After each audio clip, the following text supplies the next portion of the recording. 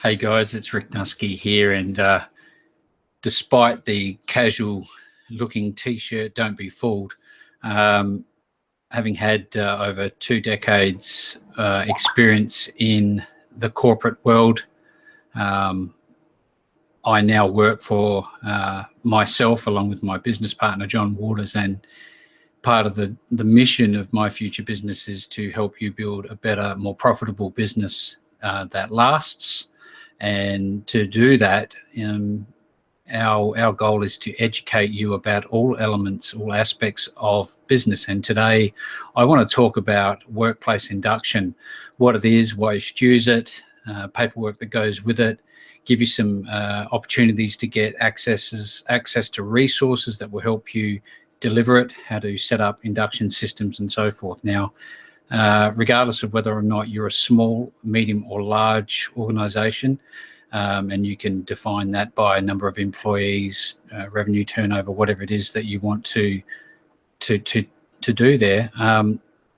It is good practice. It is, and it makes good sense from a perspective of the employee or the worker that's coming in, but from the wider community, let alone legislatively, being able to demonstrate that you have done what is reasonably practicable to do to give your new workers the best start possible. And I know that sounds like a lot of psychobabble, but induction is more than just a chat. It is a formal process that has been mapped out and designed in a way that when new workers come on board, now a worker can be defined in many ways, and the way we're going to look at it here, it could be a contractor who is not directly employed by you, or it can be an outsourcer, somebody who maybe work overseas just digitally for you.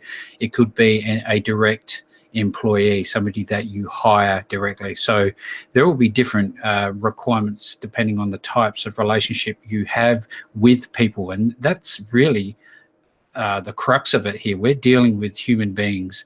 We're wanting to give them the best opportunity to come on board with your business in a way that makes them feel included, in a way that educates them and gives them the best opportunity to put their best foot forward sooner than later. It's also about the business as well, your business, in as much as by providing a robust induction, you're reducing the potential for high turnover, high staff turnover, thus reducing your costs of recruitment, loss of productivity, the need to have temporary staff because you have such a high turnover. There are many benefits for providing an induction. Now, induction, could depending on the size of your organization. If you have many different divisions or departments, you may have one person responsible for delivering it. You may have, for example, a finance team give you a finance induction if if you manage an account for the business. Then if you're exposed to risks in the workplace where you could injure yourself, then maybe you have the coordinator for safety or manager for safety or somebody like that do a safety induction.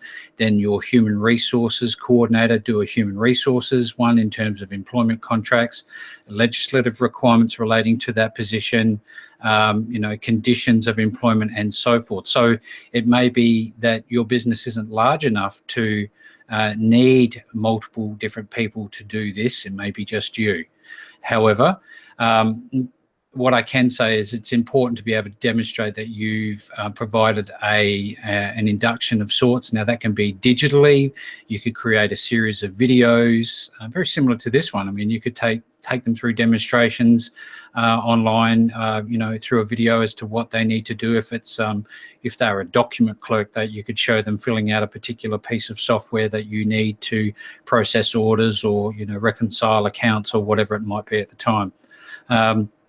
One of the big things is keeping records of induction is mightily important, just as is using what I refer to as an induction checklist. Now, that could be break times, where the facilities are, where to find first aid, where to park your car, what to wear, what not to wear, and the list goes on and on and on. So you'll need to stop and consider what's appropriate for you and look at any of the legislative requirements that apply to you in your area. Now, for a divisional type situation where that worker goes off and say works on the shop floor, it might be that you need to give them the opportunity to have a buddy, which is another a fellow colleague that will walk them around and help them integrate into that new work environment.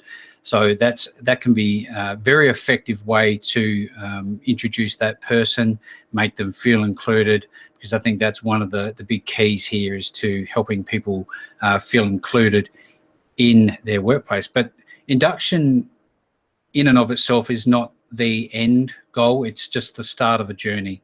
This can subsequently lead up to whatever probationary period. You can use this information to say, hey, look, at the start we talked about these things.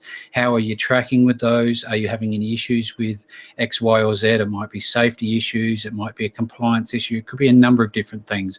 It's an important part of an overall journey, rather than just the end goal is to provide a tick sheet and sign it off and walk away. That's not the intention of it. So look, if you have any questions, or if you want help with setting up human resources management systems, induction systems, you need checklists and so forth inside the My Future Business community, it's a free community area.